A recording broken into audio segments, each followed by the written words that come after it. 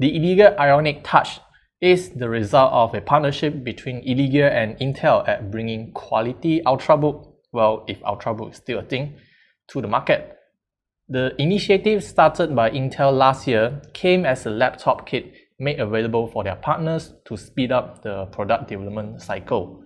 So that means their partners can right away get this laptop and then customize it to their extent and then sell it. So you don't have to be surprised if you happen to find out some other brands also selling the exact same laptop chassis in the market.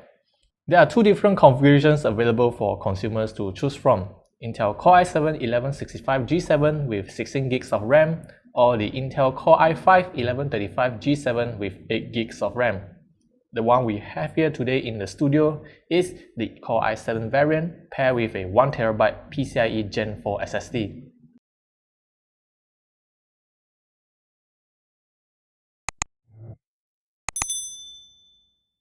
So let us start off with the build quality. When I first take this laptop out of box, I am very surprised with the overall build and feel. This thing is amazing. First thing first, I did not expect Intel to come up with this kind of laptop in the first place. Well, I didn't even care about when they first announced the Intel NUC N15 kit for this. But now when I see this and I actually hold it in my hand, wow, the chassis is actually made out of aluminum alloy, and from the lid to the bottom of the chassis, it feels really solid to hold on to. At the bottom is two strips of rubber feet that is very good at keeping the laptop in place when you're using it. Not that you're trying to do very intense typing or what, but at least it is pretty stable to use it. Now, one thing I really like is the hinge of this laptop. It is very smooth. You can even open it up with just one finger. And when we talk about this kind of hinge, this is a very good implementation because screen is actually touch capable. And most of the time when we talk about touchscreen on laptops, it is the kind of wobbly screen experience. But at least for the ILLEGEAR IONIC Touch, this experience is really good when we use the touchscreen. It still wobbles, but it is very minimal to the point that I won't say it is very annoying. Well, it is very difficult for me to describe how this kind of experience it is, but compared with a wobbly screen, this kind of screen is giving you a better user experience. That also means that you are going to use a touchscreen more often than before. Moving on to the other parts of the laptop, which is the keyboard. I really like this keyboard. Number one, the power button is not on the keyboard itself. It is separate on the top right corner. It's a physical power button over there, so you don't accidentally press it. Number two is, of course, the typing experience. It is amazing to type on. At first, usually laptop switches are just basic. You don't really expect much out of it. But this one, the keys are very well spaced, and each of the individual switch, it has very good travel distance. So all in all, this is a very good laptop. You can use it for typing, for whatever work you are using on it.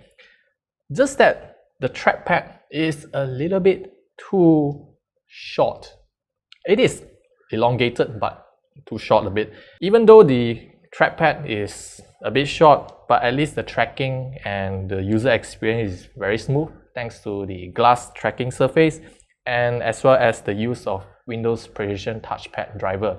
The top, they have reserved it for cooling purposes. So all those perforations at the top is not for speaker. The speakers are actually located at the bottom, the standard locations over here. It is kind of waste because you can actually put two speakers at the front, so it will actually improve your audio experience. But hey, there's a limit on chassis like this. Probably they just want to make sure the CPUs are well cooled off. As for the input and output, wow, this is another strong point of this laptop. On the left hand side, you have a Thunderbolt 4, a full-size HDMI 2.0 port, and a USB Type-A 3.2 Gen 2 port. On the right hand side, you got a 3.5mm audio combo jack, USB Type-A 3.2 Gen 2 port, and another Thunderbolt 4 port. From here you can see you got double Thunderbolt 4 and double USB Type-A. With this, I think you got everything covered. You can connect to basically everything you can find in the market right now. And now, let us just shift our focus to the display. This is a 1080p IPS display with glossy surface. So for some people, they might hate glossy screen because two reasons. Number one, you will collect all the fingerprints, and number two, it is glossy. Basically, it's a mirror that looking at yourself. But there's also some benefits when you use glossy screen. Number one is of course the color. It will look slightly better, and of course the details will be much more sharper compared to those matte screen. The colors are really nice on this. ILLEGEAR has claimed this screen to be 100% sRGB, but I do know if it's above 95%, I would say it is a very good display already. At the top of the display is a Windows Hello capable camera. That means you can use this as login feature, Windows 10, Windows Hello, and then just open the screen and it will recognize you and log in straight into your account. Unfortunately, there is no fingerprint scanner, so yeah. On top of the camera is an array of microphones that is specially made to support our Skylight Assistant. Now here's the thing, because we stay in Malaysia, Skylight is not officially available in our region. Although you still can install Skylight in the system as long as you just change your region or you simply don't log in into your Hotmail account or Live account or Microsoft account. Yes, of course you can install it and then you can start using Skylight with limited capabilities. I think Intel is really going all out with this Skylight integration. As you can see from the microphone array, they also included a special light bar at the front of the laptop chassis over here. This light bar will light up when you use Skylight. Tell me the time. There are no timers set. Apart from Skylight, the light bar is also used to indicate the battery life. But right now, as you can see, why the light bar is in red color is because I'm using my profile, which is located in Malaysia. When I say Skylight, it just won't do anything. However, for those Malaysian users who are planning to get the Ionic Touch, you can rest assured because ILLEGEAR Malaysia did mention that they will pre-install Skylight into Ionic Touch so that the users will not have to configure anything when they bring this laptop home. Putting all those features and build qualities aside, let us just focus a little bit on the performance. Now, in our channel, we have covered quite a number of different laptops, different brands, different models, different size with the Intel 11th Gen CPU. This one is no different from those. The ILLEGEAR Ionic Touch we have here is the same using the 11th Gen Core i7 1165 G7 CPU. Now, because they only have 2 SKU, this one is paired with 16 gigs of RAM. As for the storage, ILLEGEAR has put in a 512 GB of Samsung PM9A1 PCIe Gen 4 SSD.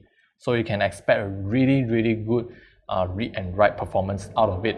The performance for everyday usage such as web browsing, office works, and basically other entertainments like video streaming, music streaming, it works really well on this laptop. Like I mentioned earlier, the screen is really nice to watch movies and even your other games. Light gaming is really capable on this laptop because of the 1165 G7 Intel Iris Xe graphics. Now, what is kind of a little bit of disappointing, like because of the speakers, but hey, at least you can still use your external speakers or headphones to accommodate with that. In terms of performance, I don't really have much to complain about, but one really good thing about 11th Gen Intel is their battery efficiency.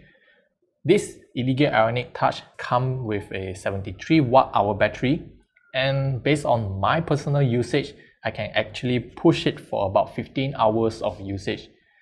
Yes, 15 hours. I never really used 15 hours throughout the whole day, but I did use it for about 7 hours one day, and then the second day another 7 hours or so. So this is a pretty good battery life, especially for a 15-inch laptop like this. And lastly is the price of this particular laptop. Because there are two different SKUs, so the Core i5 model will start from 4,899 ringgit Malaysia, while this particular i7 model will start from 5,698 ringgit Malaysia. So the price difference is about 800 ringgit, and what you really ultimately get is a slightly better CPU and of course doubling the RAM. As for the SSD, you can choose from no SSD or from the list of SSD ILLEGEAR is offering for. So all in all, if you look at the price, you might comment that saying, hey, Asus or some other brands, they are selling the exact same specs of ultrabooks like this at a cheaper price.